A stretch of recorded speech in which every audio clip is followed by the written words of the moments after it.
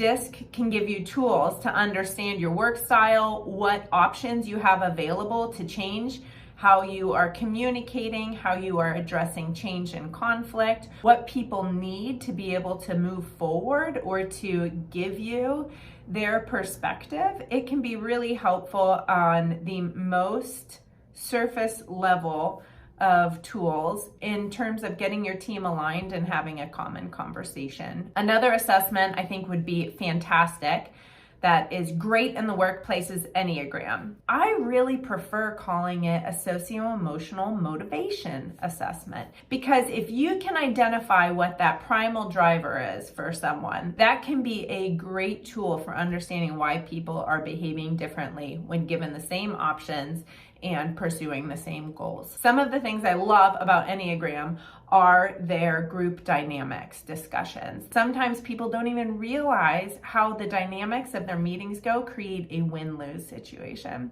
I love that, because if you feel overwhelmed, things aren't working, everyone's in conflict, it's actually a tool with questions you can go through and ask to make sure that everyone can circle back and get in the same place so that you can move forward together as a team with all of the talent and excellence and giftings that your team represents. The final group of assessments that I think are fantastic for the workplace are strengths. There are multiple offerings inside of Cloverleaf. You can use Strengths Finder, Strengths Scope, or VIA. And what is great about that is if you can tap into your strengths and use just a little bit more, it's like tapping into the mother lode of opportunity. The more you get to activate your strengths, the less effort you put in for more value resulting. And if your whole team could be activated in their strengths, moving towards a common goal,